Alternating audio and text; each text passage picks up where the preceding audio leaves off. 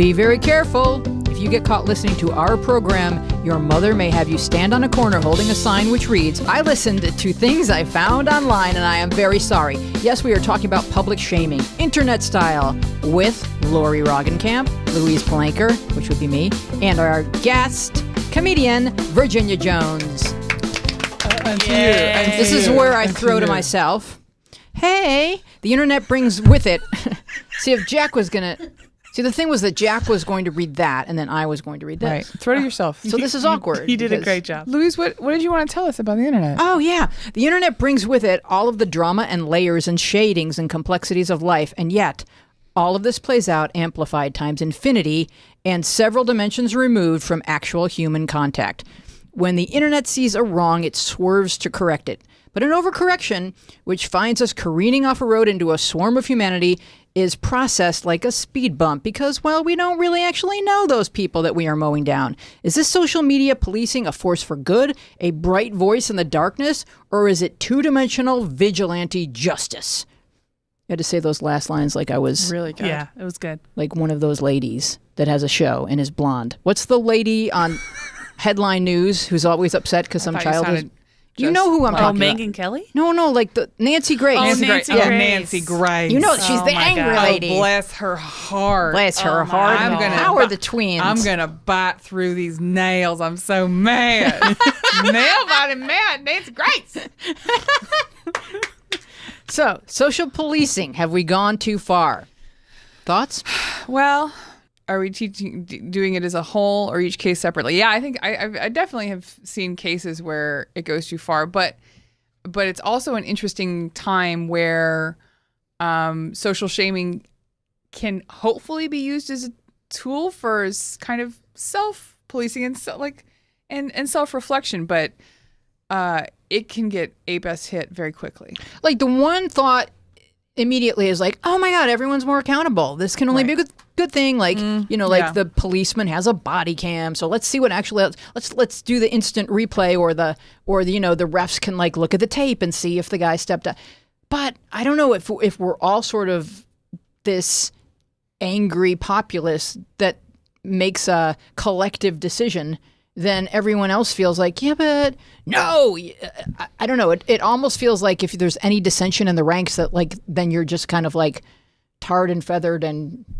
Yeah, I had not a social justice in a severe extent, but I had a thing where I posted online.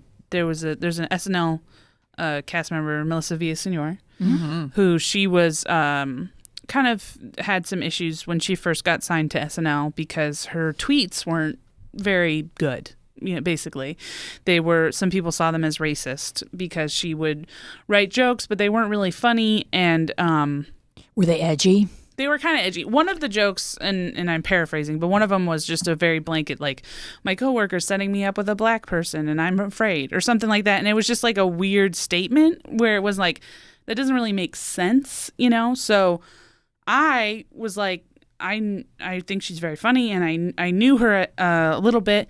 So I kind of went a little overboard, and I may have posted on Facebook that I felt like anybody who disliked what she said was a bitch baby, which I feel like was harsh. Okay, so you were coming a little out. baby bit, like not a grown, full grown, Yeah. but like a little baby. Like a little baby. Yeah. That's also a bitch. It's also a bitch. But I got a lot of heat from that, and I will say that like through the muck of that, I did see how it affected people, and I did see some arguments, and the thread itself got way out of hand, and people were throwing like I was reading stuff where it became like stuff about childhood trauma, and I was just like, all right, I got to delete this As post. soon as they start bringing Yeah. up childhood trauma, it's taking a direction. Like you can't come back from that. No, but I will say that from that on, I know there are definite people in that I've dealt with in the comedy community who remember that post and still kind of act very like, oh, hello, like woman, Like you're that person. Yeah. And I think that, in my opinion, I think that's where social justice kind of needs to sort of be figured out, where it's like, yes, the issue is if it might be regulating, but also like what end? Like, right, I feel like I made amends in my own way, and I apologized to certain people that I feel like that I offended. And yeah, I feel like I went a little too harshly in my statement, but I don't feel like it was like a statement that was like crazy racist, or it was just an ignorant statement at the time. And I feel like I have a very like white and black attitude, and I feel like people do that too. They have a very like, this is either you are on board with me or you are against me. 100%. Right, like we live in this zero-sum society where you have to pick a team and then you have to stick to the talking points of that team or you are run out of town. And I do think that a lot of the dynamics that I see in place on like a global or societal level are also the dynamics that you would see in place on a schoolyard level, where like that kid that was kind of bullied in second and third grade becomes the bully by fourth grade. And then all of a sudden, like one kid gets like a foothold against the bully, like in sixth grade, and then everybody jumps in against the bully. And so it's like you see these pendulum swings of like the bullied becoming the bully, and it's no one's looking for common ground. They're just looking for some sort of supremacy, and it's just a really angry way to live. And the side bullshit of the Melissa Villaseñor thing, which I remember that. Michael Che is super offensive about women. Yeah, all the time.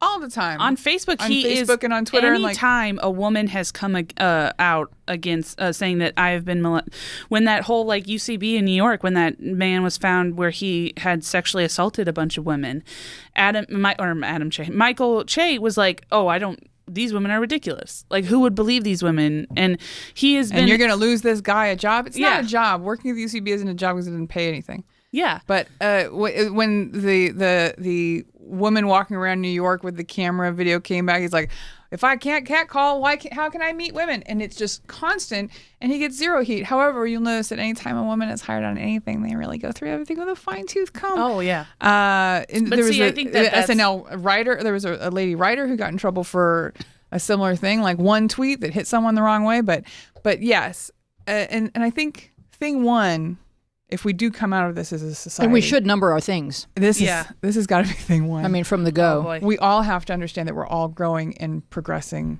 And I've said some terrible things. Like, I feel like sometimes people don't have a memory about themselves. Yeah. Oh, and that everything I've ever said has been perfect. Like, I have a dear friend in high school. This friend of mine, she was super cool. I wanted to be like her. I finally achieved it. Took me a long time. It's fine. She showed me this like drawing that she and some dudes had done, and she was like, this is a car for R-word people, and it had bumpers on all the sides, and I was like, and like even as a child, I was like, I don't know if I want to laugh at that, and now but she grew up, and she's now raising a super smart kid with autism, and it's like, if I brought that up to her, she wouldn't remember and she wouldn't connect with it, but she would still, in this, if she ran for public office, she might be held accountable for that sort of thing. Right. But it's interesting that it was a teaching moment for you, because you were just like, okay, there's my boundary. I don't personally go like there. Yeah. Right. But the other F word was pried from my grasping hands by my gay best friend in like 2004. Like, I remember saying it and using it and saying, it doesn't mean gay, it means stupid. Yeah. Oh, right. Oh, I mean, I'm gay, and I had that attitude. Yeah. I'm gay, and I had that attitude where I was just like, for a very long time, I had that attitude where I was like, it doesn't mean gay. Right. And like, it's a hilarious word that we use to get laughs. Yeah. I only say it to mean dumb and like stupid, and then eventually but then I thought about it, and I was like, like, it's also, why is it dumb? Why if it's hurtful, then it's dumb because it's gay. It's dumb because it's gay. Yeah. All right, so let's establish how the panel uses social media. Who here is on Facebook? I am. Twitter? I am. LinkedIn? Boy, it says I am, but I have never signed up. Barely. For LinkedIn. Instagram? It's constantly saying. Oh yeah, I'm a grammer. I'll gram all day long. Pinterest? I have one, but I don't know how to log into it. My Pinterest is a sham. Club Penguin? So you do have so do you know how to log into it? This is the way to know if you really have it. Do you know how to log into it? No. Okay. I feel bad because Pinterest is always telling me that my friends are joining me on it and that people are liking things that I've put on it, and I just want to use this as a public forum to say I'm so sorry. I don't remember how to get into it, and I don't do anything. I think I put up I think what I have on my Pinterest is a couple of headshots of myself. Yeah. Some pictures of the dead performance artist Lee Bowery, Okay. Checks out. and Checks out. some images from the hunky actors from Supernatural, and that's I think what I have on my Pinterest. And I'm very sorry. This will show my what hunky your- actress from What's on Supernatural. your Pinterest? Well, all of the actors They're on really Supernatural. they're pretty hunky. I mean, I'm a Misha Collins girl. It must be said. Am I going to get in social media trouble for I think you will. preferring Misha Collins? Because That's any of them going to are be the good. biggest. I think that's going to be the Any biggest of them are takeaway. good. Yeah, of like this All right, whole so- show. she's an angel lover. On your social media, do you voice political views? I used to. And you stopped? I will get in a moment where I will there was a pretty cool promo for the November 6th elections that my aunt sent me, and I retweeted it because I thought because it's like at the heart of it I do lean liberal, so I can't deny that I have interest in that. But when the Hillary Trump election in 2016 came out, I was so political, and it just caused so many rifts with so many people. That Well, it you just are was from Orange County, so you have to. I'm from That's Orange hard. County, but That's also it was the first time that I was ever interested in anything politically. So I came you also I just didn't have any information. So I would be like, Hillary's great, and whoever doesn't vote for Hillary is a monster. And then people would be like, but she also did this stuff, and I my response would always be like, "You're a dumbass." So never once an actual intelligent, Right. political conversation. And those people who refused to vote for Hillary, gotta say they were right. So everything's going so good now. oh And yeah, we didn't vote for Hillary. yeah. Thanks, everybody. Oh, have well. you attempted to use social media to right a perceived wrong? Because I know you have from the Melissa C. Yes. Oh. Okay. Have you? Okay.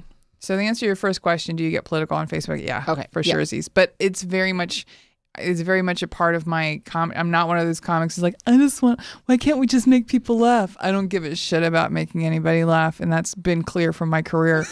I do watch a lot of your. Why I watched a lot start of your now? YouTube videos, and from what I could gather from that, I was like, I don't think she cares if I laugh. I think that was the big takeaway. But yeah, a big part of my personality and my comedy personality is political and like social politics and stuff. So for sure, 100%. And I don't think it's a surprise to anybody, No. who knows me or follows me. I don't think it's a surprise about me. I'm either. political, and I voice my view mostly on Twitter, because Twitter is a bunch of people that are in the resistance who I don't actually know. On Facebook, I don't do it as much because I'll make a post and then I'll walk away, and when I come back, my friends are yelling at each other, right. and I don't want to do that. Right. So, I mean, I made a movie at the Women's March, and I'm political, but I don't call anybody names, and I don't go low. See, that's what I have to learn. That's kind of why I had to separate, because I don't have facts. So once I get facts and I learn how to have an intelligent conversation, Facts are stubborn. I'm gonna just jump back into it. But my big thing is just calling people dumbasses. But have I tried to right or wrong? I'll tell you where I do step back is when we get. Well, let's talk about #MeToo.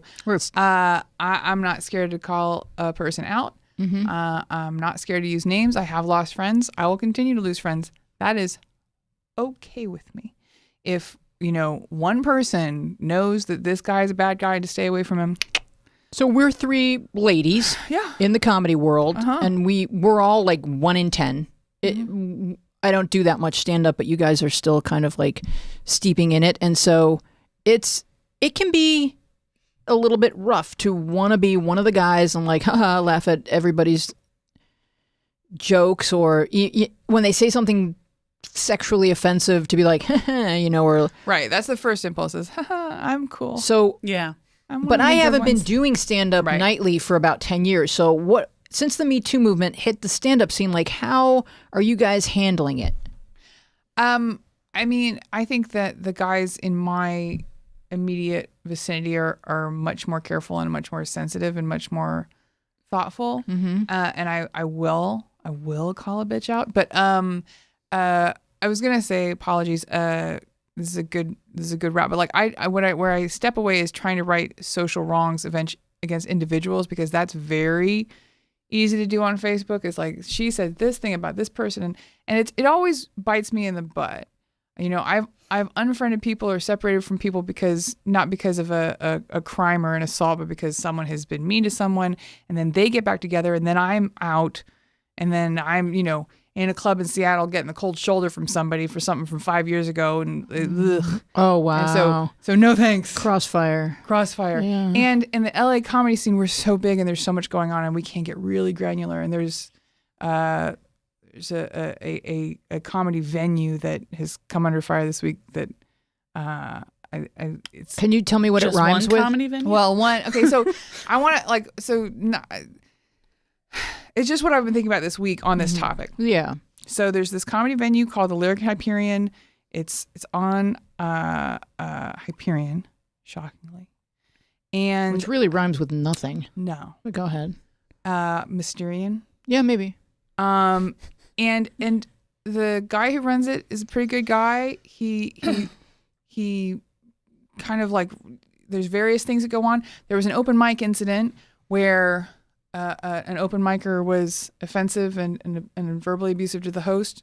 He got the kibosh. He's not welcome. Like they really want to come down on the right side of everything. Like from what I've seen, my experience with this theater, it's just a dude with a room and a coffee shop and a little bit, and like he tries to run a nice theater and make some money, sell some tickets, and is very approachable.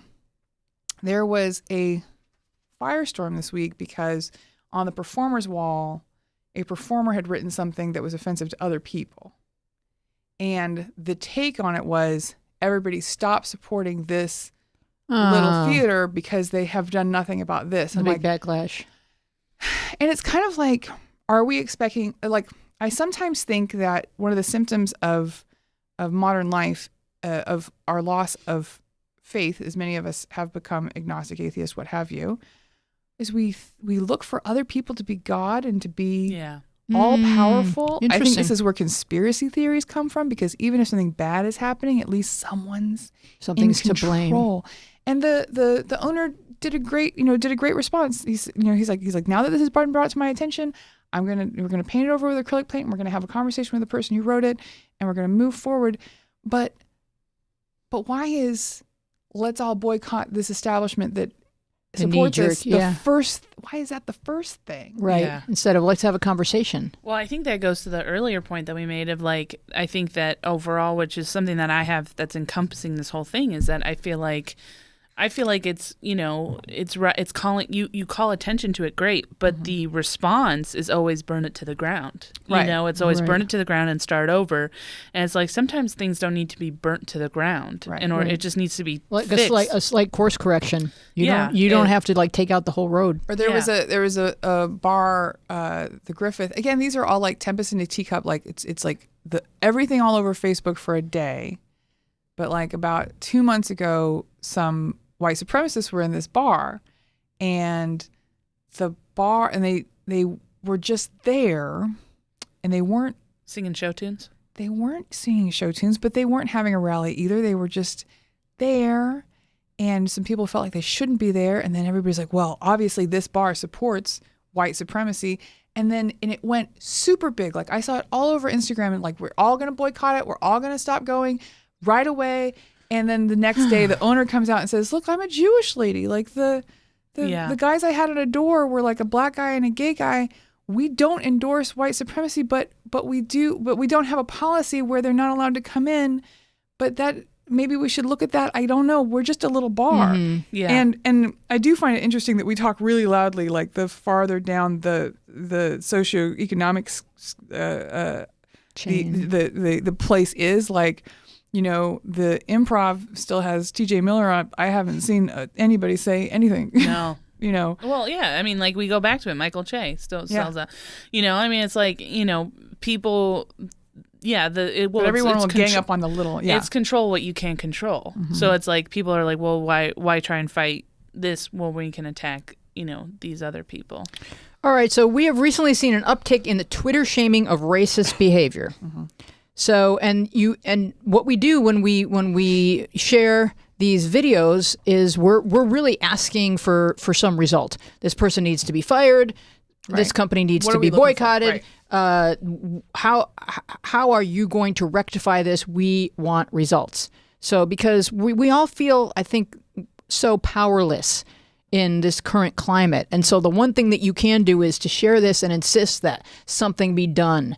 But are we going too far? So I think you guys are all really familiar with some of these instances. We recently, there was a Ryanair incident that was particularly painful to watch. It's a nasty, belligerent man refusing to sit near a lovely black woman on a plane. And people are filming, and then other people are just sitting there. And I'm like, why isn't anyone saying, she can sit with me? Right. Yeah. Like, why are we so quick to film instead of being in the moment and helping the lady? Well, because you want to get the incident. You want to get the incident of because it's all now about what tracks on social media. Well, yeah. It's all about like filming. It's, anytime you see something shitty happen, it's like that's my first response is, why didn't the person who had the camera, why didn't they walk up to those people and say, get the hell out? Like, you don't have to be here. Because if one person stands up and does the right thing, usually that inspires other people to do the same. And pretty soon you have a chorus of saying, you're wrong. This guy needs to leave the plane. He's being a complete jerk. But they think they're doing the right thing. But meanwhile, what they're doing is they're just allowing this woman to be, ostracized and harassed while they film it and put it up. And then they still feel like, oh, well, I did the right thing. Well, and sometimes those things are fake. Like the videos, obviously. If someone has a video of someone being terrible, that's not fake. But there was a photograph, and it looked like a white woman just tearing the skin off a minority kid and just like doing this, and like there was an essay written about like what she was saying and how she was and like, when you get out of this country. And I think the kid and his parents came out and said they were having a fine conversation. There was one moment captured where she didn't physically look great and was pointing at him, but this is all made up because people want like sometimes things will be escalated, and it's hard. Like if you weren't there, how do you know? Right. And we are very emotional, and we want to protect, and we want to be on the right side of everything. But yeah, things can be faked very easily. And I also think that David Bowie never did the Nazi hand signal out of the car. Oh, I don't even know about that conspiracy. That's a hot take. That's a hot take. There's a photograph of this, but it was this, and then there was this moment. This is in here, like this is part of it. Oh God, you're not screen capping this, right? Oh no, my career is over. Well, I gotta go. This is over. That's a hot. Thank God she got that in. She's been dying to get that. So here we go with some of the instances. This is Aliyah Batuba filmed this encounter in London, and the tweet was another racist gammon. I don't know if that's like a British term for bad, horrible people. Filmed insulting black and brown staff members in a supermarket in London, and this comes in 3 installments. We're going to play the first one, and you get the idea. He's filming it, but you can hear the voice behind the camera. Oh, loud. He's a loud guy. What are you doing here? He's not quite pleasant. No. You telling me what to do? I belong here. You don't. Fuck off. Hold on. What's that supposed to be? What I just said. What's that supposed to be? He's telling me what to do. No, I heard your word. You said it. You heard what I said. I belong here. No, listen to me. I'm talking to you. I'm trying to get served. It's got nothing to do with you. Fucking go away. It's got nothing to do with you at all. I'll knock your ass out. Exactly. The man's doing his job. It's not about where he comes from. Listen. Yeah? Don't start on me because I was born here, right? Don't serve him. Do you know? Okay, so it's good to know that it's not just Americans who are horrible. Right. Yeah. Oh, yeah. Gammon, I looked it up. Okay. It's a word for like an undercooked ham or like a very pink ham, and it's an insult used to insult white people, pasty people, because they get very red when they're mad. Oh, I was wondering why you fun. were pointing red at me. Oh, you're a complete gammon. A gammon. Exhibit This A. is literally what you're. A gammon. A gammon. I'm involving you in my gammon discovery. Thank you. But she gets cute when she blushes. I know. And then we had Permit Patty. Everyone knows Permit Patty, right? Oh. So Permit Patty was calling the police about a little girl who was selling water near a ball game. Do we have Permit Patty? And I love the adorable internet nicknames for racist people. Maybe we should just pretend we played it, because I don't know if any of these are going to be it. Does that have a vendor I permit thought I had that's selling included water something. across from the ballpark? The woman known as Permit Patty reportedly said she didn't actually call the police on a child who was selling water on a San Francisco sidewalk. But phone recordings obtained by a local news station prove otherwise. Okay, 1 second. Let me transfer you over to the police department. Hang on. Great, thank you. Her Doesn't name seem is like a Allison Edel, and she resigned from her job after getting backlash when this video spread of her claiming to call police on an 8-year-old girl who was trying to raise money for a trip to Disneyland. She calling police on an 8-year-old little girl. You can hide all you want. The whole world gonna see you, boo. Illegally selling water without a permit? Yeah. On my property. It's not your property. Edel told the Huffington Post she didn't actually call 911. She was just pretending I just to like, because why the girl is that and her any mother of were her being business? loud. I mean, She also said It is pretty good. It's pretty good. it's like, why does this matter to her? Right.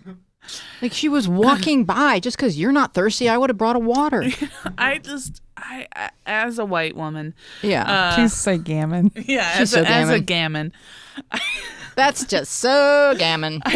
I will say that, like, I get her. I do think it's wrong and terrible, and she's an idiot. But I think that there are just certain types of people, mostly white women, mostly gammons, who just have like a very like, my life is falling apart, but that girl better have a permit. Control this. Yeah. I can control Like, this. she's like I guarantee you her husband's probably like spending a little too much time, over at the neighbor's house. And Right.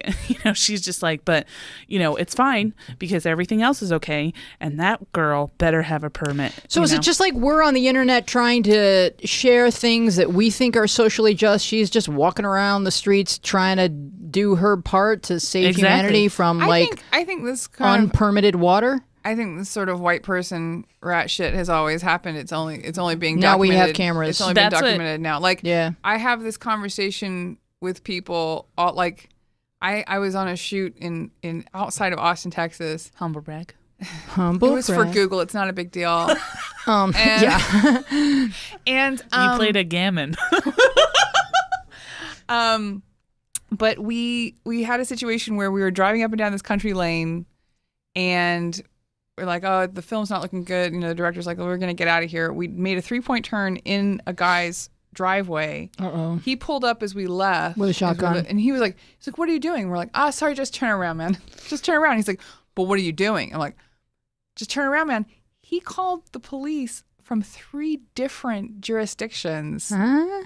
And Wow. the Texas, and they took everybody out of the car. Surprisingly, the Middle Eastern guy on our crew got handcuffed. It was weird how they made that Wow, decision. that is It so was interesting. Weird. And I like summoned my white lady powers. I'm like, why are you keeping us here? What is happening? He's like, don't worry, no one's gonna get charged. I'm like, I know that because nothing has happened. But why am I still here? Mm-hmm. Yeah. And they were like, well, you got to understand, like, in these parts, if they don't know you, they're going to want to know what you're doing.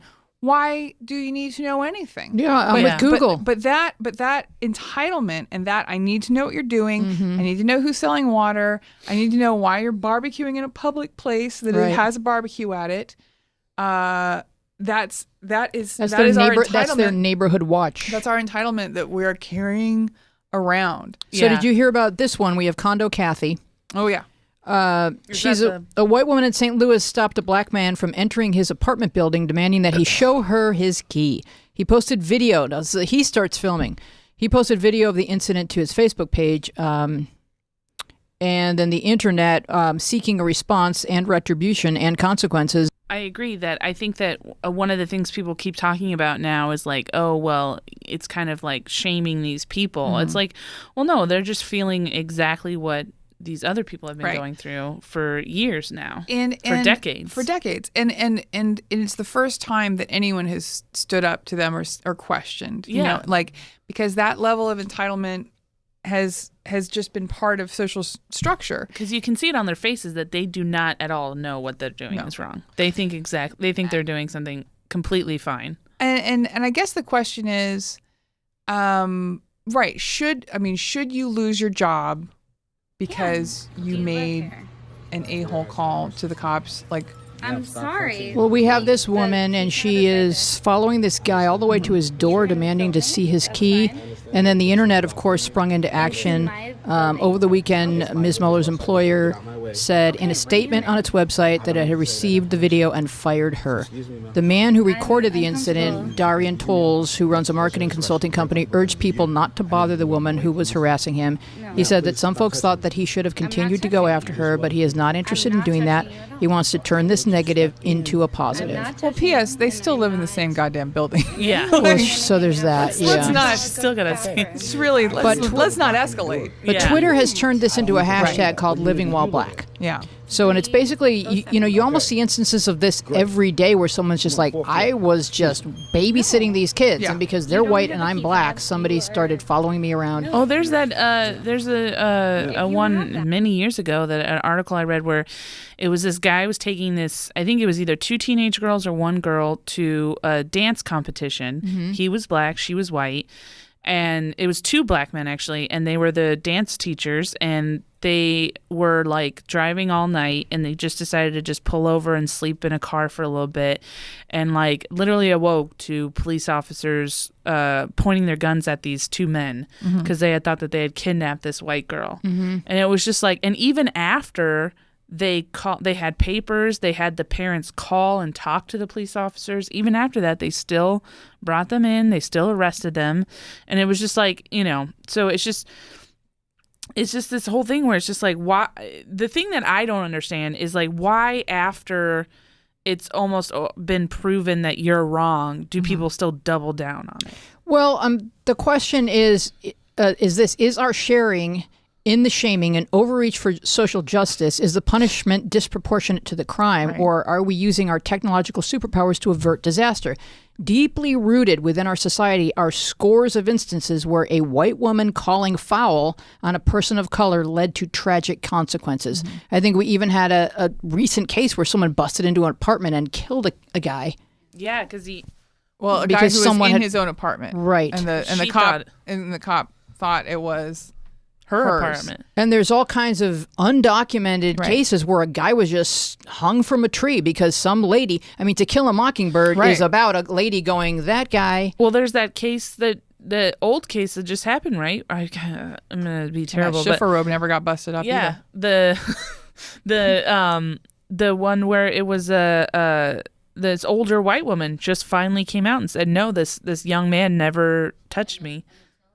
And it's Hill, yeah. She just admitted that she completely You're lied. kidding. Yeah. She just admitted, I think it may have been a couple years ago, but she just admitted that she completely fabricated the whole story. I was just wondering if you guys want to tell the story really fast in case people don't know. If you could, Emmett Till? because I don't know. Oh, I do. I don't know all of it. Well, apparently he was a 15-year-old boy, very young, and she accused him of making advances or maybe eye contact, winking, flirting, whatever was. I think she said he whistled at her. Something completely tame, and they killed him in the most horrific fashion, and it was only because his mother took a photograph of him in the casket that you could see how totally horribly disfigured he was, and that was like the first instance of social media or of the public being aware of what people were capable of doing to a child if he stepped outside of what societal boundaries were for him in that moment in time. So, And it was horrific. So bigger picture questions, bigger picture. Yeah.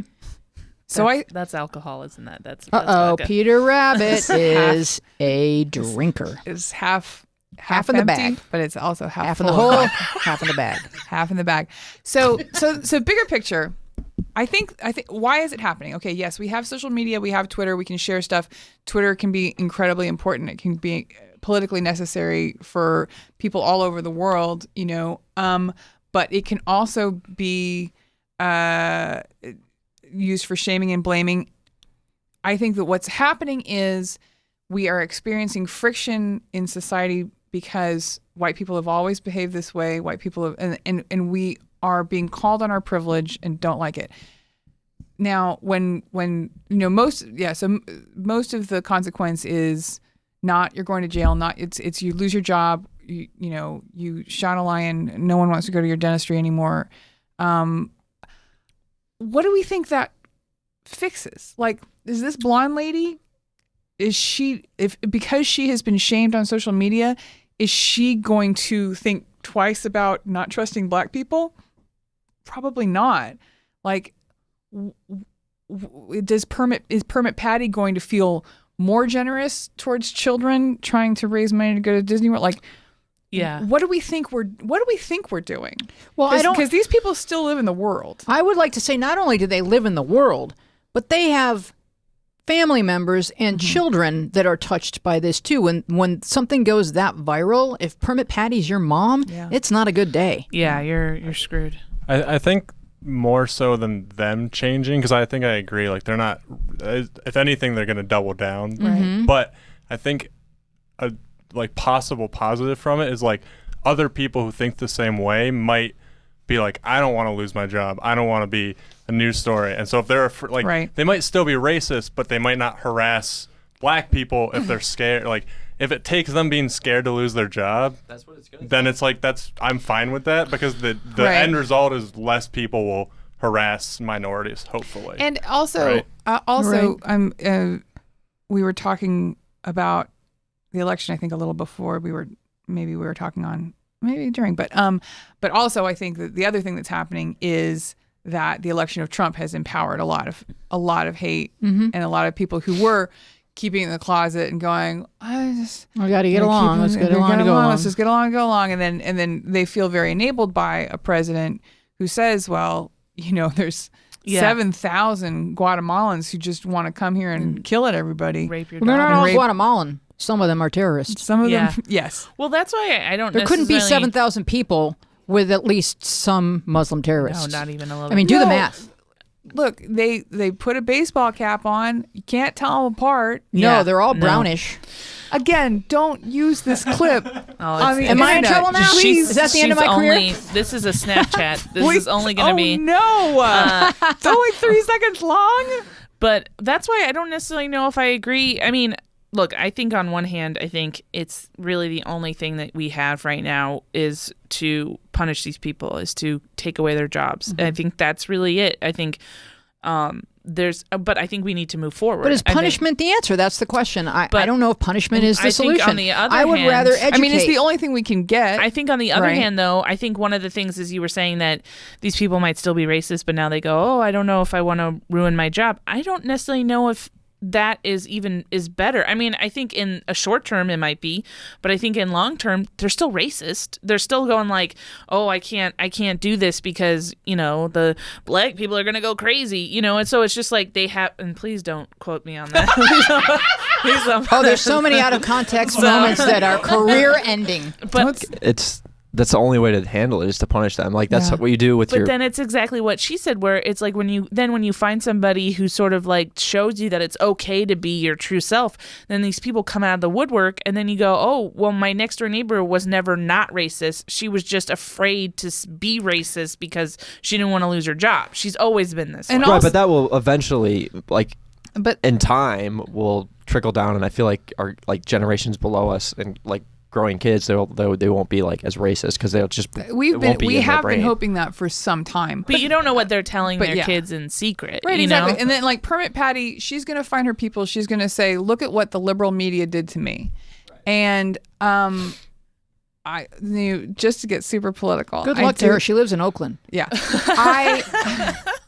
one of the things that I've done is I am an escort at an abortion clinic, and I walk people past protesters. Wow. And if we weren't there, the protesters would block the entrances, and nothing could get done. And there is a guy, one of the guys tries to start physical confrontations, as an escort, you have to stay very cool at all the times. You don't talk to anybody, you don't interact, and you want to, they make you mad. They say things to hurt you, because they want to because one of the guys is a pastor, and every time he goes to jail for an assault charge on the campus, he goes back to his ministry and says, I put my safety on the line for those babies. and he's a hero to them. They For really something feel that like looks terrible they to feel us. like they Yeah. are on the right side of that fight. Yes. They do. Oh yeah, they feel like they're And I laying think down a- their lives. And I think some of these people are thoughtless. Some of these people are drunk. Some of these people, their own worst instincts are coming out of them. But some of these people are doing exactly what they think is correct. Mm-hmm.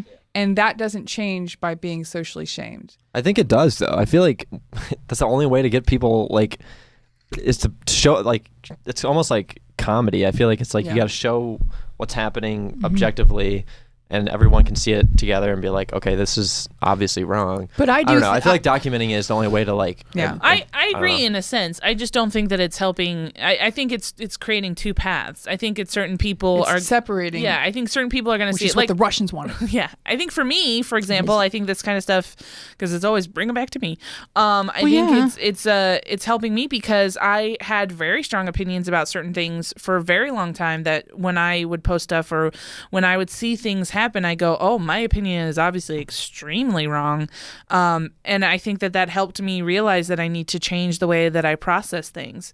But I also feel like there are certain people who don't do that. They see this and they go, "Well, it's not me. It's the like you said, it's the liberal media, and they're the ones who are making all the decisions." And so I don't know if it's helping in the long run. I know in the short term it's helping, but I don't know what the long run is. Yeah, I guess I feel like it's the best tact so far. I think that there's moving forward there's other stuff, but it like clearly like appealing to their humanity doesn't work. Like Right. think about how many like New York Times articles there's been about like the friendly next door racist. Like it doesn't do like that doesn't change it either. Like trying to see their side of it doesn't fix it either. So I guess like if you don't have the carrot and you don't have the stick, like what do you have? Really? Well, I feel like there's a big difference between flat out racism and having an argument or a disagreement about when the soul enters the body. Because to me, that's a judgment call since we don't know. And they're on one side of it and you're on another side of it. And they are entitled to, they're not entitled to hurl insults or to harm anybody. But they're, for sure entitled to have their opinion. But it was just interesting how when I became aware that was part that trying to take film, be filmed, be arrested, start assaults was part of their process. Of course, sure, because because being victimized is very much part of Christianity. Yeah, It is. It is. I have a hairdresser who is Do very you? good, even though I do. I know. Not a lot of people know. I pay $150 a month to wear a hat. So I have a hairdresser, and she is she's like born again Christian, and so she very much is against. I don't think she voted, but she might have voted for Trump. But we've had long conversations about like. While she's dyeing my hair and cutting it and going like, are you sure this is what you want? People are going to think you're gay. Yeah, because, like you're paying a lot of money for just to wear a hat. And I'm like, yes, I know. But so she, but we've had conversations where she is just against the abortion. And I have brought up like all of the arguments that I have. And she goes, I understand where you're coming from. And it's the most respectful argument I've ever had with a person. And I think it's because she's holding scissors to my head. And you're paying her. Yeah, and I'm paying her. But it's also like it taught me that like I can have a disagreement, and I think that civil. relationship has really taught me that like I think before coming back to me again, I think before I start doing more heavily political arguments, I need to work on my temper, because again, my go-to is to just call somebody a dumbass and just like be like, and I think that use your solves thesaurus. nothing. Yeah, idiot. Yeah, moron. usually it's, You could do French Dumas. yeah, Sure you go. yeah. But I think that I think that's most people. I think that's most people is just to pile crap on top of crap, and it gets nowhere. Yeah. All right, so I do have to move on. I know that this In what way? It's a lively conversation, but I want to get to this point. Being political while employed is usually okay until you go very low. My best advice is that you do need to step carefully. Exhibit A, Kathy Griffin. So we can argue for the next hour about whatever she did and if the punishment She fit cut the her crime. hair way too short. Which I don't think the punishment in any way was reflective of the crime. But Chuck Wendig is a very successful American author, comic book writer, screenwriter, and blogger. And then, regarding the Kavanaugh hearings, Chuck Wendig tweeted, "There will be renewed calls for civility. Ignore them." Wendig proceeded to use profanity when referring to Kavanaugh, President Trump, and Republican leadership, saying that they have shamed victims and have helped dismantle democracy. This tweet came with consequences. Wendig then tweeted, "So here's a thing that has happened. I just got fired from Marvel, taken off issues 4 and 5 of Shadow of Vader, and taken off an as yet announced SW book." What's then SW? Is that pardon me? Is that just another comic book? SW? Star Wars. Oh, Star Wars. Yeah, Oh. I didn't know either. I just Twitter, not a real nerd. Hashtag fake gamer girl. fake gamer girl. And then you guys That's may the remember biggest that controversy of the you guys may remember that We're burning it all down. I'm flipping it over. James Gunn was fired from Guardians of the Galaxy franchise over years-old offensive tweets. Gunn was severed from the Marvel Comics universe after a slew of social media posts he wrote before Guardians of the Galaxy upped his profile. According to Fox News, they were posted because Gunn is an outspoken critic of President Trump, and the effort was to knock him down a few pegs. Among the tweets that inspired Marvel to axe him were old tweets where he had written things like, "I like when little boys touch me in my silly place." Another, "The best thing about being raped is when you're done being raped and it's like, phew, this feels great, not being raped." Perhaps That's true. There's a lot of truth to that one. yeah, but here's something that I dug up that you guys can comment on. Perhaps not coincidentally, Ike Perlmutter, the reclusive chairman of Marvel Entertainment, is a Mar-a-Lago regular who now oversees the VA. Wow. Why? Not a veteran, not a doctor. Mysterious. And then he fired these two guys from Marvel. But yeah, that was for me. That was a shameful example of liberals being shot by our own gun. You know, Well, this the gun group one? of- Oh, the part James, of our, the gun our pun? James Gunn. Yeah. I'm so sorry. But I thought that was like a play on words. I was like, oh, it this is now. it is. She's like, yeah, I'm a genius. But you know, it's like they see what we do, right? And they were like, okay, well, we don't like this guy because he's loud about Trump. How can we hurt him? And they took Rocket Raccoon away from us. Yeah. You know what the hell? I don't think they took it away. I well, think they Guardians just. of the Galaxy 3 is currently on hold. Like they. Oh, it's not. I thought it was moving forward, just with a different director. Last I heard, it was on hold because it's one of those things where it's his. I mean, it might. That's right. But it's too much news. But they're like, what can we do to hurt them? And they found these ancient tweets, and then a world full of people acted like they'd never made a cruddy joke before. Well, there's so many comedians that have old tweets with we just references about that are earlier. not current, that we would no longer think that it's okay to whatever shame. But if you dig deep enough, every comedian has jokes that would be currently considered tasteless because things move forward and we evolve. My mom said something recently that I don't necessarily agree with, but I kind of see her point, where she was like, you know, the government is technically a democracy, so we have freedom of speech, but we are a capitalist society, and that is where freedom of speech is sort of thrown out the window, because it is, you cannot say what you want to say and expect, and I think that's what people think on social media, is that they can just throw out whatever they want and context be damned. And it's like, a lot of times I think that's, you know, the Melissa Villaseñor thing. I think that's the James Gunn thing. They all thought that their context would be still held up in when people read it, and it's like, no, when you put a different context on something, you come up with an entirely different narrative. And so it doesn't matter what you intended, it matters how people perceive it now. And so I think that is the issue with going forward in this new era, is that you have to accept that if I put a tweet out there, you know, that says like, hey, you know, Mexican food is really spicy, you know, you have to understand that, like, somebody will see that and possibly go like, oh, okay, well, you are spice shaming. Yeah, you're spice shaming. Or like maybe grow a palate, or I don't know. Grow a palate. So a few months ago, several baseball players, most notably Josh Hader of the Milwaukee Brewers, had to explain dated tweets that surfaced as Hader's star rose. For example, in 2011, at the age of 17, he had tweeted, "I hate gay people." Apropos of what? I do not know. His 7-year-old tweets went viral during the course of an all-star game. So in other words, his family was seated in the stands cheering him on, and while the game proceeded, these tweets were being dredged. And the tweets included, funny how you never see a black person getting mauled by a shark. They afraid of water.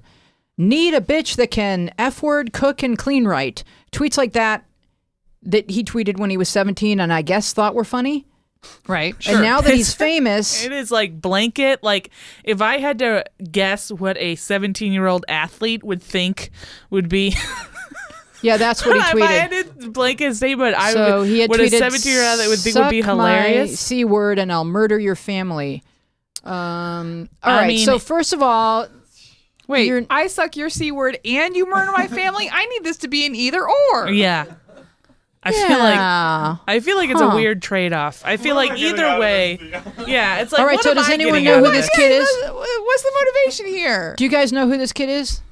So, like, should we tell Look at all these guys? These aren't sports guys. Should we tell? My career is over again. Should we tell 17-year-olds you can't just tweet whatever enters your brain? That's a lot of Trevor. Super dumb. I work at a high school, and that's all I do. I just go like, stop, because kids will post things on Snapchat, and they'll be like, oh, this teacher said this or whatever. I just found out that there's a teacher at our high school who will tell kids like, add me on Facebook, and I will let you know. And she doesn't punish the kids, but she'll be like, hey, that wasn't really a good post, or hey, that was a great post, and she'll kind of let the kids know, because I think that in this age, especially with younger kids, they don't realize that this stuff. Even if it says it's a 30-second video and it'll go away, it will stay with you forever if people want it to. All right, here are a few recent posts. Here are a few recent reports of employees being fired for the content of their personal social media posts. All right. At the Allegheny Health Network in Pennsylvania, they recently fired an employee after her callous and racially charged Facebook posts thanking local police for shooting and killing an unarmed 17-year-old suspect during a traffic stop. Oh, my God. Facebook terminated an employee accused of bragging on matchmaking app Tinder about his work access to private user information. Mm-hmm.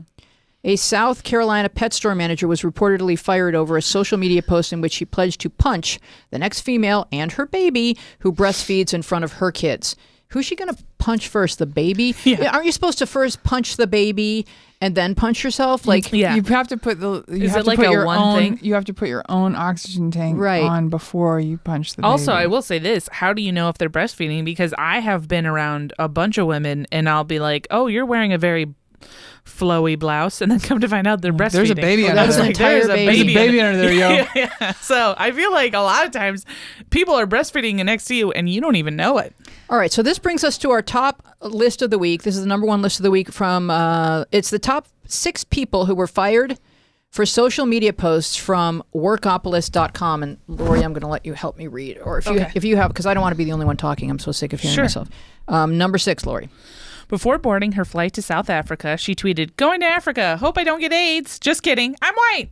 Sacco only had 170 followers, but her tweet was soon trending worldwide. While Sacco was on the long flight to South Africa, the Twitter sphere soon realized they were watching the destruction of her career in real time. She landed to a slew of texts and emails, among them a note from her manager informing her she'd been fired.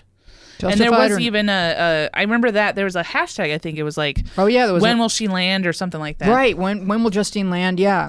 All right. So number 5. Do you have that one up, Virginia? Oh gosh. Here. No?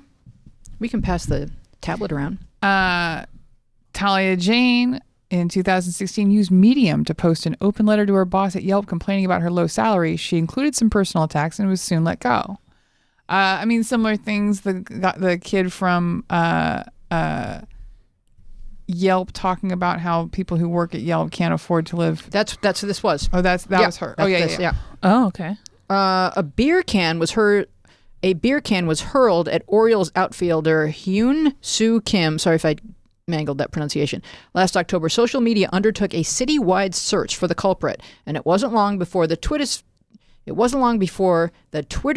outed Ken Pagan, believe it or not, a sports journalist. Pagan's current employee was quick to respond, noting the seriousness of the situation, especially given the nature of Pagan's job. Not only was Pagan charged by the Toronto police for mischief, he is no longer employed with Post Media. It is weird because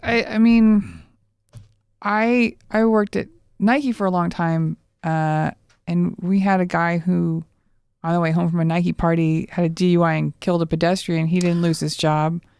I had a teacher who hit 2 children and killed one of them, and then later on went to a different high school and let 2 kids ride his car with one of them on top, and the kid fell and seriously hurt and still didn't lose his job. But he didn't throw a beer, did he? But he didn't throw a beer can. He didn't yeah, throw a beer can. you're is the stick too large? Like it is. It's a fair question. It's like to how ask. famous are you? The more famous you are, the less you can I think do. it's also the disconnect too. I think it's like when it happens within your community, you're like, well, I understand the context, But of I that, know this person. Yeah, when it happens online, you're like, this person's the devil. Especially like they had the whole internet out for him. So once they caught him, it was like the town yelling, "Hang him! Hang him!" And I think that that's something that we really enjoy, like the feeling of self-righteousness and correctness when we really gang up on a stranger.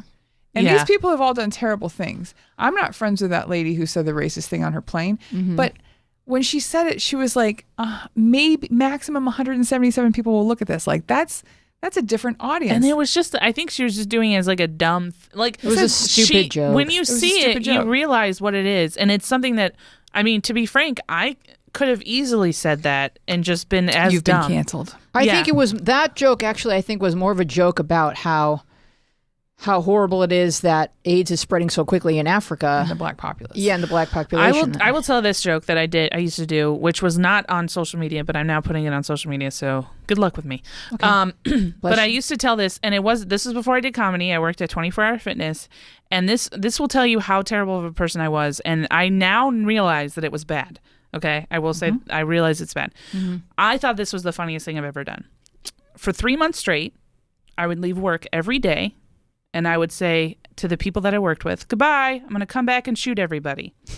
Because I thought what would be funny is that if I actually did it, somebody would have to ask one of the people I worked with, did you ever have any clue? Did you ever have a clue? And they would have to say for 3 months, she left work every day. And that was the thing that made me laugh so hard. A manager had to come up to me and ask me to stop doing it. Right. And they should have done it 3 months prior. They should have done it they should have done it. They should have done 2 months and 29 days prior. Hashtag time's up. Yeah. But they had to like actually ask me, and then it was like when I realized, and then when things started happening, and that the shootings became more prevalent, I was like, oh my God, that was terrible. But it was like one of those things where I literally thought like, this is to me the height. This is like, well, you know what? There was that period of time where it was really just the post office. Yeah, and like I think it was like the post office in Columbine. And so it's like really funny because we don't work at the post office. Yeah. And once you're a couple of steps removed from the Holocaust. And it was also one of those things where it would never happen because, like you said, it was just the post office. It was the post office and like hey, one Mrs. school. Lincoln, how'd you enjoy the play? Because that was 150 years ago, so it's hilarious. And not to be an a-hole, but at the time, you were a woman. Yeah. Oh. Yeah, you don't have a when gun. When we look at the numbers, we had that YouTube lady, but men are way up on this. Yeah. Way up. Oh, it's just Lori. Yeah. She's not packing. And also, I remember distinctly as my boss saying one time, because I like said something to her like later on, and I was just like, man, that was terrible. And she goes, well, you're just a lazy employee, so I knew that you would never do anything like that. Yeah, that actually takes effort. That's nice. They knew you. You have to have follow through. She was just like, you were just. All right, do you want me to number 3, yeah. Number 3. Last year, York University professor Nicolaus Balaskas posted what was believed to be anti-Semitic posts on Facebook, including links to websites like JewWatch.com. Facebook blocked and deleted them. Balaskas had a different viewpoint, however, believing he had a responsibility to promote and bring awareness of historical circumstances to his followers. He reposted the deleted post and was fired shortly after. Well, post it once, fool on me, Yeah. What, I mean, I guess is JewWatch just like posting different people who are Jewish? I looked up JewWatch before the show. I can bring it back up, but I didn't want to like keep giving them traffic. But what is it? The most absurd way. It's literally just a page of hyperlinks to this insane man's rambling about like the Zionist deep state. So was this guy trying to just say, look how much anti-Semitism there is online? Was that his thing? Maybe, but all I know is that there is an unironic part of that website that's just the biography of Tom Brady. All right. Like, it's not like Tom Brady is an Aryan, and like it's not even like trying to like make that connection. It's literally just the Here's some biography great stuff of about Tom Brady. Well, I did this. I have another podcast where I do terrible women in history, and it's called the Bloody Mary podcast with Marie and Lori. But I did one on Sonia the Golden Hand, which is a Russian thief in like the 1800s, and one of the news articles was like, I think it's like, are they Jewish.com or some random thing. And they literally just rank people's Jewish levels. And so they were just like, she's borderline Jew. And also, oddly enough, had a unironic biography on Tom Brady. So I don't know if that's a... no, Wow. But I mean, there is that... The anti-Semites, like, Yeah. yeah. But I mean, so it's just, that's weird. Yeah. But so the next one is interesting. Okay. Last year, university student Connie Levitsky decided to take a part-time job at Elle. She thought she was being supportive of her clientele when she took to Facebook to say, conquering the world one well-dressed fat lady at a time. She was fired immediately. Now, I don't get that one. I think they hired her back. There's more to this story, but yeah, that's like as a fat. I don't think it's offensive to say fat, and it's a drum that the very amazing Lindy West has been hammering for a long time.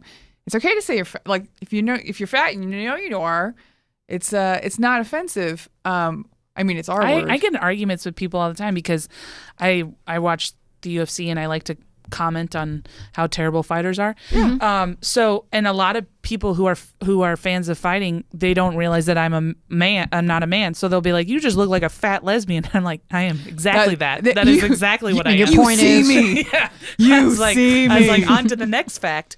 But so I just think it's so funny that is considered a bad thing. That it's like, yeah, I'm fat. Like, well, I think they overreacted, thinking people would be offended, and then people weren't offended, and then they gave her job back. I think that's kind of what happened. Kind of what I fear maybe is going to happen. Right. That we maybe she is a overcorrect. fat lady. So No, my understanding is that she's a fat lady posting about fat ladies.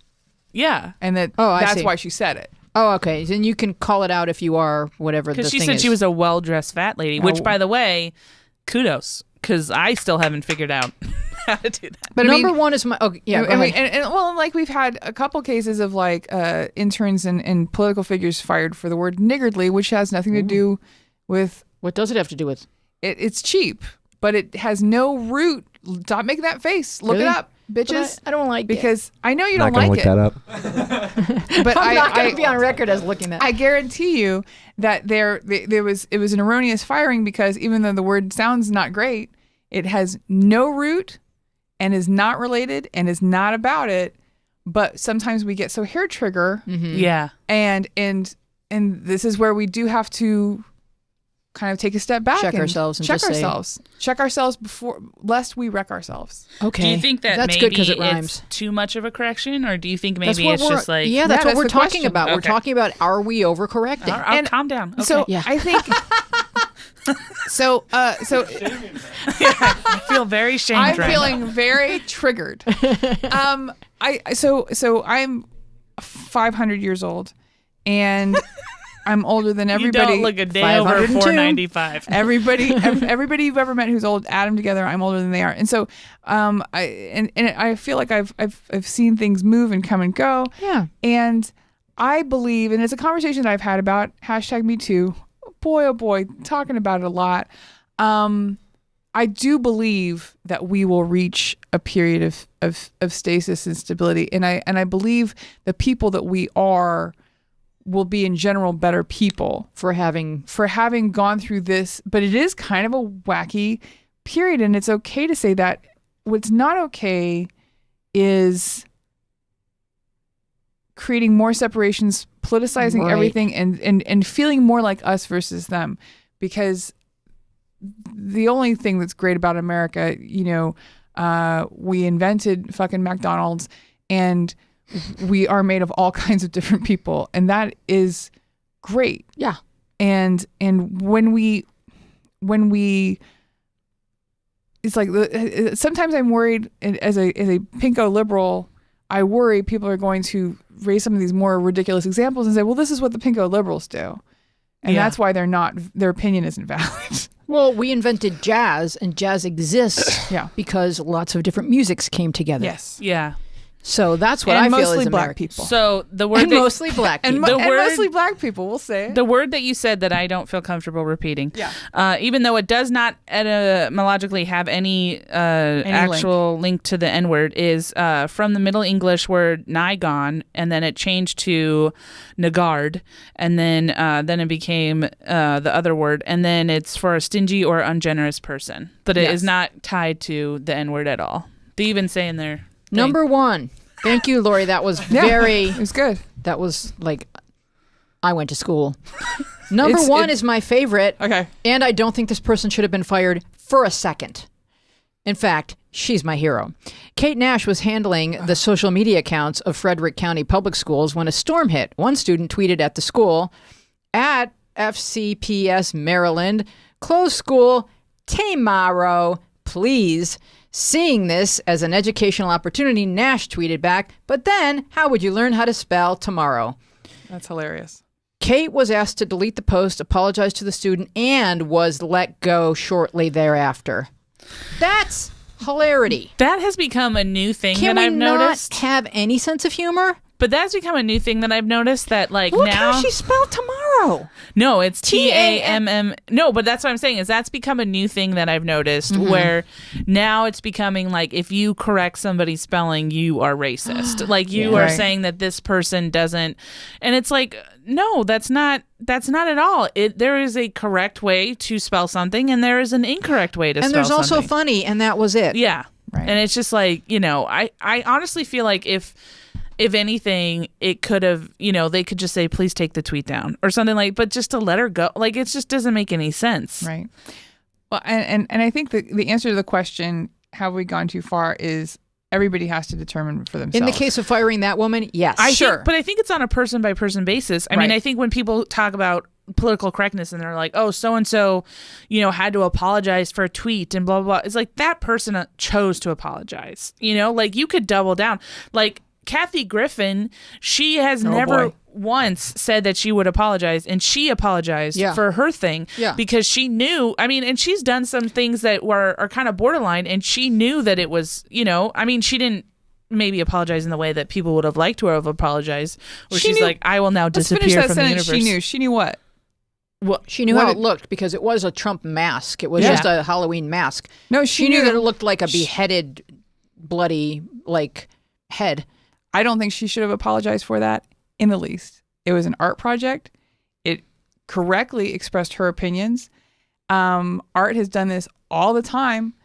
I'm annoyed that she was forced to apologize by the entire world, including women comics, which who should know better than us? That was a moment of shock that I got in a lot of arguments with people. I'm like, there's no reason for her to apologize. Do you think that if Kathy Griffin had been a guy who had done that, would she have? 100%.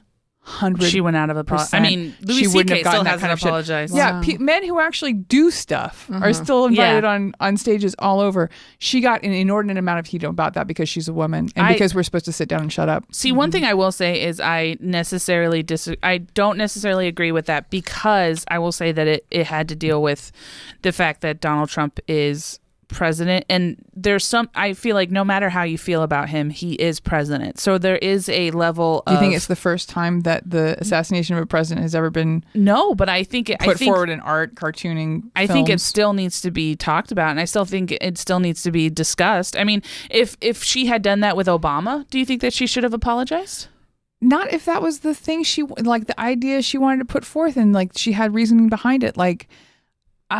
No. Art doesn't apologize, man. I mean, I don't necessarily... First off, she's a comedian, not an artist, in my opinion. So I think that unless she... in my opinion, if she had made a joke about it, if she had tried to make a joke about it, it would have been... But it was not a joke. It was like you said, it was an art piece. And I feel like it did touch a nerve, and I think that it did more harm than good, in my opinion. I can see what you're saying. I personally feel like it's being used way too much by other people to say oh, well, the left is crazy. Look what Kathy Griffin did. It's like she did an art. It kind of plays into the whole angry mob sort of narrative. And the thing is that I'm not particularly a fan of her comedy. Oh, I love her. Oh, I'm a huge fan. She's great. For me, when I was little, I saw her first special that she did in a black vinyl dress, and I'm like, yeah, that's definitely who I want to be. Like, she's the best. And then she moved on to like just talking about celebrities and like Hollywood life, and I guess that's not as interesting to me. But she's such a great storyteller. She's so really good. good. It's great. I like a lot of things. Yeah. I'm not gonna like everything, but I 100% stand behind her. Her right. Like, if we're not allowed to do that, we're not Americans. Like, you're allowed to feel however you feel about it, and that's totally legitimate. But as a society, we doubled down on Kathy in an unreasonable way. I'll say this agree. about it. It did not change my opinion of Kathy. Love her, but I did think, oh, you shouldn't have done that. Yeah. So that's where I came down. But then there have been times where I think that she shouldn't have done certain things that she's done, and then I applaud her for not apologizing. When she would do the red carpet stuff, and she. Yeah. But see, that's the thing, is that's what you get when you go with Kathy Griffin, is like she will push the You envelope. got a package. Yeah. And she will do whatever. That's her brand. And so it's like, you can't expect to let a tiger out of the cage and then be upset when it mauls somebody and be like, oh, well, that's ridiculous. Even if she took a picture of it pretending to maul somebody. Sorry, Roy. But Trigger. he asked everybody to leave that tiger alone. Yeah. He said, leave that tiger What were alone. we going to say, Lane? I was gonna say that was the same thing with like the White House Correspondents' Dinner. where Oh, it's she like, was great. I loved every Michelle second. Wolf, of it. like I loved amazing. it's every the same second of idea it. as like you knew that the Republicans were gonna get mad. You hired but then a comedian. The White House Correspondents Year set out in a statement and year and out, it was you like, guys hire a comedian and then are but, like, shocked. Yeah. and shocked. it's not like that was the first time she had like a vulgar set. Like that's her. That's That's what her she thing. does. And Yeah. I think to that point, it's like. And I thought think she kind of dumbed it down a little bit, too. Yeah, and I thought she was she brilliant. went after everyone, which was awesome. And she was never Yeah. not funny. But I Every think- joke. I thought think that's she why she got in so much trouble, was Yeah, because she 'cause did she go went after after- exactly. everybody. Because that to me really disappointed me when the correspondents, when the people who said that they don't agree with her beliefs, I was like, oh, that is ridiculous. Yeah, Like you just don't agree with Yeah. her calling you Right. out. Yeah, you're for just- your BS. I mean- like you like. I think like that context, and then like being able to like get like understand like our faults, and like the same thing with like the Avenatti thing that came out, and everyone's like, you can't go after Avenatti. It's Why not? divisiveness. It's too close to an election. It's like, but he was wrong. Like, are I'll we not go allowed after to like that guy. anyone's that's a Democrat? what happened we with can't, like, Avenatti? something came out that he was like basically just defrauding a bunch of people, and his law firm is essentially kind of like stole a bunch of money from. He seems like such a stand-up guy. It's crazy that rich lawyer was a bad guy. That guy's a little too close to the flame for me. Seems It's like he's so all right. honest. Look, we don't have to just. I do think that comedy is art, and I do think that comedy speaks truth to power, and I think that's one of our goddamn jobs, Yeah, to tell the truth. And yeah, it is hard when the Democrats start looking at our own rank, but yeah, it's like you can't and this is gonna sound like I'm defending bad behavior, and I don't want to, but like, if you dig far enough, you're gonna find something on goddamn everybody. Yeah, but the None thing of about, our the thing about stupid Democrats, things. right now, is that we can't really be holier than thou. We won't have a party. no, but I feel like, and I'm a Democrat, but I Yeah. have a lot of loved ones who are Republicans, and so I get that there should be a balance, and that's what keeps us kind of informed. Is like, listen to other people's viewpoints. Two-party system, love it. But the thing about Democrats right now at this point in history is like, when we get a bad egg, like a John Edwards or a Oh, Rob God. Blagojevich or a like whatever, out you go. Like, we don't need you. We've got tons of great people. The way that they die on every hill of every asshole, I don't get. Yeah. Like- well, I think also it's a different thing where I feel like with Republicans, sometimes I feel like they come together. Like they have like they all seem to have had this group talk where they're like, no matter what terrible They do. thing They have a We're group linking talk. arms. Yeah. Oh, they 100%. Every Yeah, morning they and- get their talking points and because when- you can hear it parroted. And the problem with Like, he's Democrats out, he's is that like we have so many different levels of Democrat. We have so many different people, and it's like, if you don't fall into the line of this group's Democrat and this group's Democrat and this, you will not get their vote. And it's If just you're like, can Anthony we just come Weiner, together? you need to go. Oh God, I hate that So guy. we have a few bad eggs, and we're like, goodbye, because we've got plenty of great people. Yeah. So we don't need that. And we need new people. Like we need new people. Like I for Dianne Feinstein, I think that Feinstein, I think that she's an interesting person, but I think we need new people. Like there's lots of good new I'm people. tired of hearing her talking points. But there's lots of good new people. It's like she's Diane. Let her go until she's ready to retire. That's my girl. I'm good with that. Go ahead. Experience in politics is not something to be thrown aside super lightly. But okay, let's have a big tent discussion on corporations, on boycotting Chick-fil-A, a Target, for social shaming, because I think that's kind of an interesting topic. I know we've been talking for roughly a year, but it as a vegan person, I'm so sorry. I do everything. You're busy. I'm busy. Yeah. I'm busy. Jeez, you have a full calendar. I mean, I will say this about that. Like, I was going to call an Uber, and somebody said, I can't believe you're not boycotting Uber. And it's like, Right. I got to take my mom to the airport. I don't have time. Like, I'm out of town at a wedding. I'm calling an Uber because that's the app that's on my phone. And I feel like a lot of people work at Uber who aren't horrible. So it's like, why do we have to boycott everybody?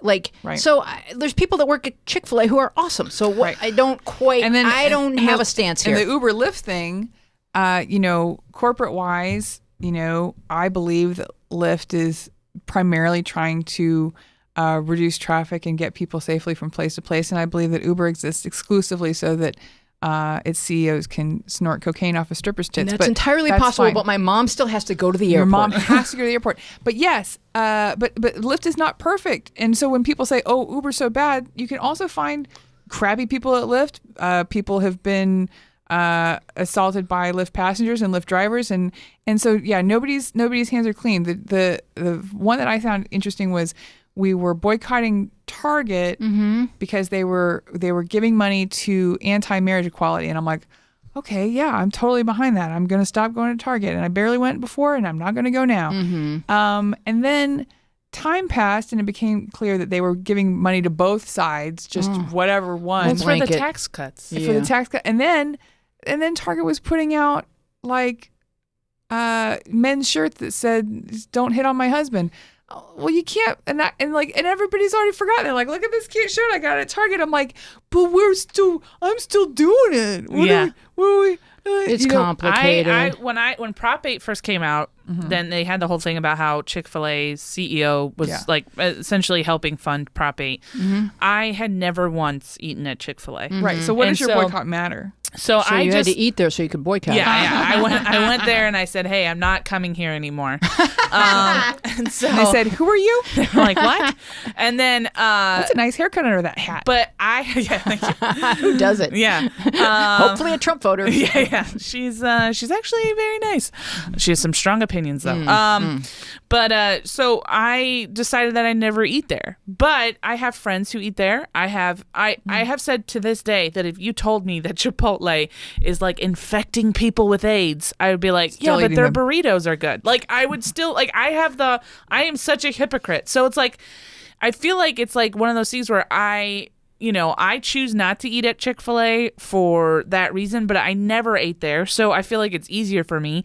But if you want to go to Chick-fil-A, go to Chick-fil-A. I think, honestly, the main thing is just, I think voting. I think knocking door to door. I think volunteering. I think this boycott thing. I mean, it like you said, it lasts for a bit. I remember my mom used to get on these tears where she'd be like, "We're boycotting Nike," and then Nike would go on sale, and we get a bunch of Nike shoes.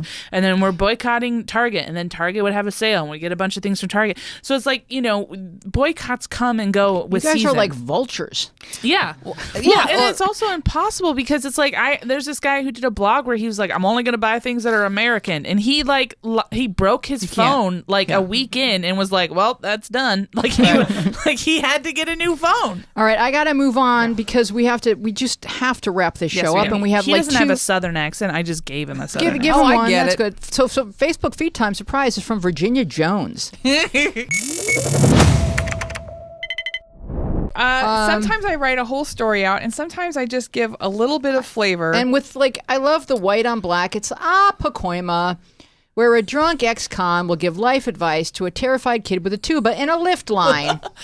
Story, please. It's just it was exactly that. Okay. So Lyft, we're not supposed to pick up people under 18, especially with tubas. And I do it because I'm like the next Lyft driver is going to get him. If it's a very small child, so I will you were call the Lyft account. driver. I was me. Okay. That was me. When I say Lyft things on my thing, it's usually me. Right. So this passenger got in he was shitty ass drunk at 5:30 in the afternoon. Why? Because the Dodgers had won. Sure. And it explains a lot. And then the kid got in with his big, huge, just the hugest tuba. Yeah, they're big. And the littlest kid. Yeah. And was it a sousaphone? It was not. The Okay. sousaphones, as I understand it, are like they the wrap white around your ones. body. Yeah, they wrap around your body. Mm-hmm. It was a tuba. No, it was a sousaphone. It did wrap around his body. Okay. You're right. I'm. Please don't stand corrected. Don't at me. Oh God, this is gonna. This is another thing. Don't ruin me for this. She doesn't know what a sousaphone is. Hashtag not a tuba. And so the ex-con was just like, how do we know he was an ex-con? He told us. Okay. Everything How from did the that start? Full I'm an disclosure. ex-con. He's like, oh man, I just got out of the joint.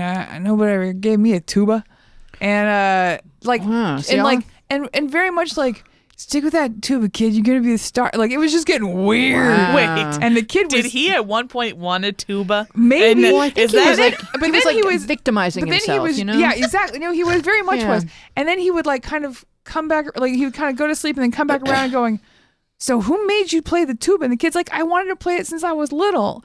And I'm like, now that he's done this brass instrument, he can play a trumpet. He can play any brass instrument. There He you doesn't go. have to be the tuba all the There you time. go. And when the guy got out, I was just so happy because it was just such a creepy and an upsetting conversation for So everybody. you and Jesus. Tuba Boy got to talk about your recent trauma. I just said, I'm so sorry. I'm so sorry about that. I think it's great. I used to go to these. We used to have these dare things at school where we'd go up to a cabin in the woods and have ex-cons talk to us about how to get our lives straight. And, and we It didn't take, did it? No, but Hey, I would. you're just, not in jail. I just got out of the joint. But I would just love if he became one of those people and was like, nobody gave me a tuba. Nobody gave me a tuba.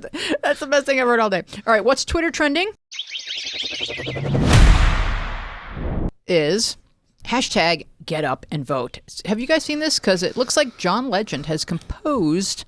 Thank you, John. Yeah, can we hear a little bit of John? Let's start with John. Hey, come together.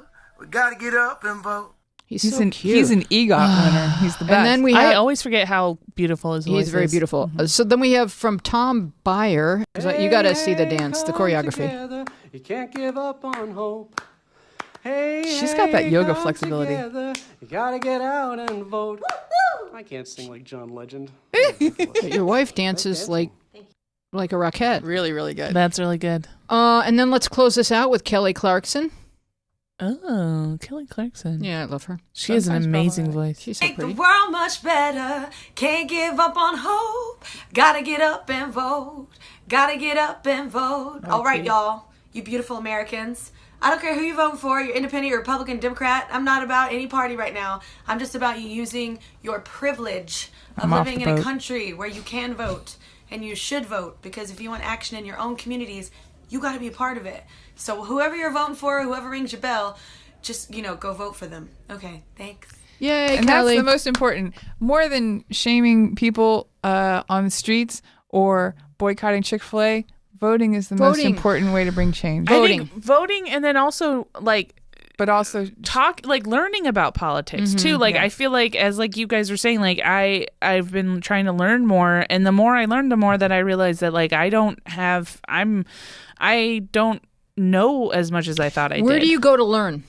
I usually, What do you recommend? What I like to do is I'll if somebody posts something that I don't necessarily agree with, I'll Google it, and then I try and find a reputable, a Washington Post or Politico or something, that article that talks about it, and see if what they're talking about is true, or if it what the facts are of the case. I don't comment, because I found that commenting just leads to nothing. But I like to know what the other side is thinking, and so that's kind of the big thing. I also have been reading a lot of books. I just started reading this book about the gentleman who compiled the dossier on Christopher Steele on Trump. And it's interesting to me because it shows that, like, you know, we also have to keep in mind that, like, people keep thinking now, like, oh, with Robert Mueller and the investigation that the FBI, I think a lot of people are starting to feel like the FBI is like really left leaning. It's like, no, it's still a very Republican organization, and it's still basically Republican. It's just now it just happens to be investigating Trump.